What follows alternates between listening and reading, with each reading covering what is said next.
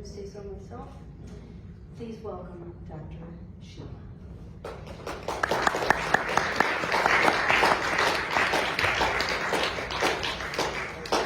Thank you, Megan. And I just want to say thank you. And happy Sunday to everybody on this wonderful sunshine day. And I'm so excited. Why am I excited? Because of Dr. Martin Luther King. He was true to my heart, true to my family heart, true for all the Black people, Afro-American people on this land of life and living. Because I did some research and when I was growing up in school, I learned a little about it, but I'm learning so much more about it. Knowing that he died for us. I thought that Christ died for us and he came to this earth to make a difference. He sacrificed. I did some research and I found out that he had went to jail over his short time.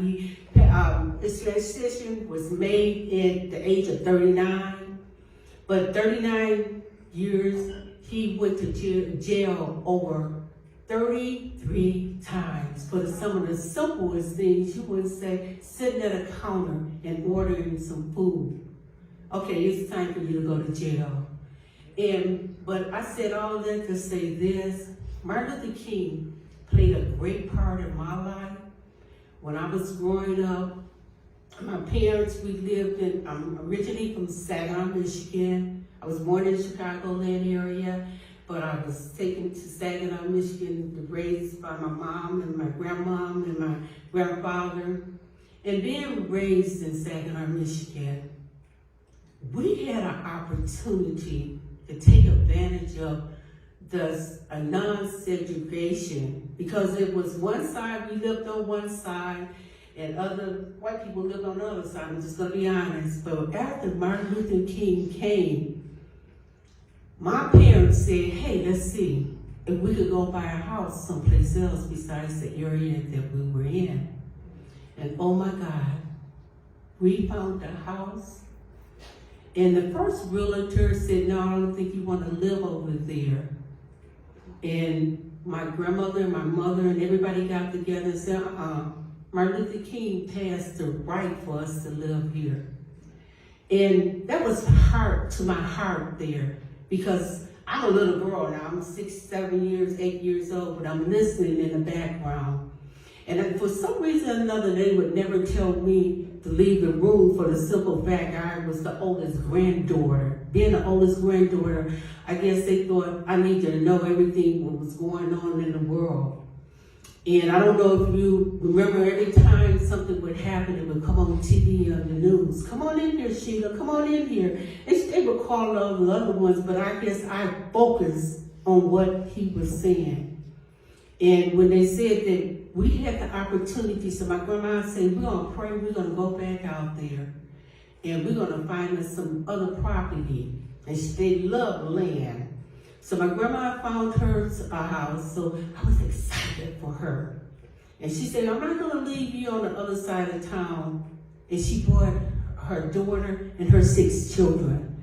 And oh my God, this house was so beautiful, 5 bedrooms, a place that you would live for just because this man died for us.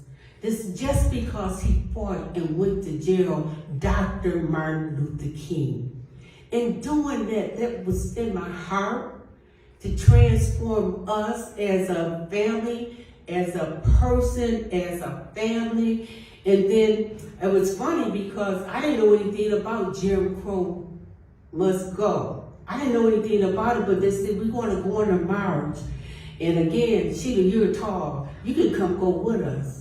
And I guess I was about 8 years old, and I went on the march with them. And all I can remember saying, Jim Crow must go. Didn't know what it really meant, but now come to the realization what Jim Crow must go and where it came from, Dr. Martin Luther King. I feel good deep down in my soul because I'm fighting for a right that we want to live just like anybody else. And then our bedroom, our house that we got, we was excited. And then that meant that we were able to go into the school with everybody. And you talking about having fun in school? We had fun in school. And I come on this wonderful day, not to take up a lot of time, but just to say, happy birthday. If you can clap your hands with me, Dr. Martin Luther King. He made a difference. He made a difference. He died. And when he said he went to the mountaintop and knew that we would one day, it's not all the way there, but I can tell you it's a lot closer than ever been before, if you must agree with me. And because I'm here, and this was supposed to be here. This was supposed to be. 150, 60 years ago, I couldn't come to go to church with you guys, but you guys have made me feel like you want me to be here. So I'm excited. I'm excited. I'm going to turn it back over to Megan because I can go on and on. I just want to share that with you to make you know that I'm proud to be a child of my mom and my dad, and also to know that I helped far. And I can tell you one more thing, but when we was getting serious then, I want to say July, August, and Martin Luther King came to Detroit, Michigan. So Saginaw from Detroit, Michigan, we're up north, and Detroit is farther south. And they let me go. Oh my God, I was so excited. And they wouldn't let me go to the Coble Hall when he spoke, because they said they thought that might have been a little dangerous. But just to walk, to know that I was a part of doing something for the movement, for my movement, for your movement, and know that we love this world. We're here in this United States for a purpose. And as Ruth said, humanity. What part of humanity are you going to be? What part of humanity? United. We're here at unity. To make a difference in somebody's life. To make a difference in somebody's world. Because of love. When we get up in heaven, there's no color there. We're all the same. And I love that for knowing we all love God. And nobody else but God is around us and about us. And we're here for the spirit of his light today. That's what my presentation is.